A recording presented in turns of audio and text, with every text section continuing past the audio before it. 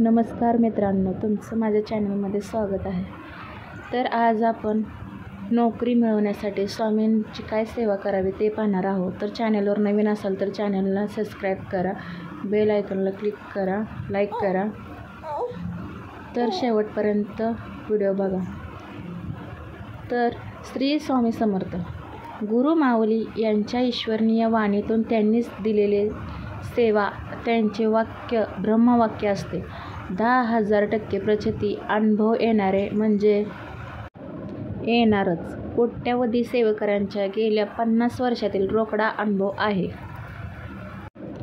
ज्या व्यक्तीस खूप प्रयत्नाने सुद्धा नोकरी मिळत नाही किंवा उत्पन्नाचे व्यवसायाचे काही साधन सापडत नाही, त्या व्यक्तीने रोज स्वामींची नित्यसेवा करून जर रोज 16 वेळा श्रीयुक्त वाचन व रोज गायत्री मंत्राच्या 10 माळा जप मनोभावी केला तर मोजून 40 दिवसाच्या आत काम होते.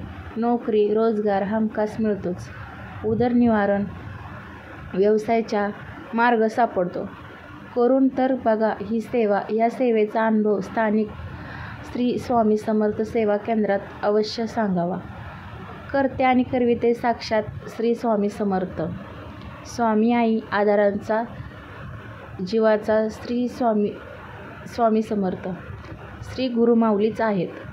तर आज आपण पाहणार आहोत काही सोपे तोडगे आणि उपाय. पहिला उपाय म्हणजे गोवराचनाचा टिळा लावणे किंवा हळद केशर याचा टिळा लावण्यामुळे श्रीमंती येते.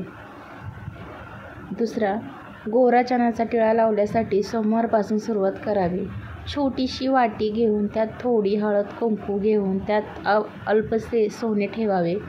रोज सकाळी उठल्यानंतर जी नाडी चालू असेल त्या हाताने कुंकू वाहून त्यानंतर श्वास ओढून पूर्ण गाण्याच्या हाताने अंगठा व अनामिकेच्या साहाय्याने आपणास त्या दिवशी हवी असलेली रक्कम मिळावी अशी प्रार्थना करावी. नंतर सोने उचलून कपाळी लावावे व हवी असलेली रक्कम मागावी. वायू दिशेला राधाकृष्णात लक्ष्मीचा फोटो लावावा आणि घरातील सर्व देवांना हा कुंडाची माळ घालणे. रोख रक्कम हातात पडली की ती घरी आणून देवापुढे ठेवावी. कुठल्याही परिस्थितीत त्यातील 1 रुपयाही खर्च करू नये. दुसऱ्या दिवसापासून खर्च करायला सुरुवात करावी. व्यापाऱ्यांनी व्यापाराच्या पैशाचा पाऊच किंवा पिशवी शक्यतो हिरव्या रंगाची वापरावी. बुधवारी पैसे कोणास उधार देऊ नयेत. दिल्यास ते बुडतात व वसुलीचा त्रास होतो. गुरुवारी पैसे देणे चांगले. मंगळवारी कर्जाचे पैसे देऊ नये. कर्जफेड करावी वा शुक्रवारी कर्जफेड स्थितीत सुधारणा होते. मंगळवारी पैसे कर्ज घेतल्यास ते लवकर फिटत नाही आणि संध्याकाळनंतर दिवे लागल्यावर कोणालाही पैसे द्यायचे नाहीत.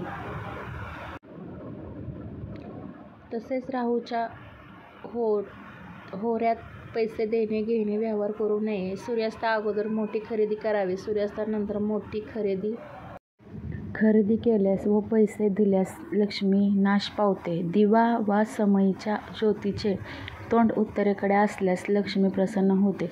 पूर्वेकडे असल्यास सुखप्राप्ती होते. आपल्या कपाळी मधल्या बोटाने गंध लावूनच नंतर देवपूजा करावी म्हणजे ती पूजा पूर्ण होते. तसेच पैशासंबंधी कामासाठी निघताना उजवा पाय घराबाहेर टाकून निघावे.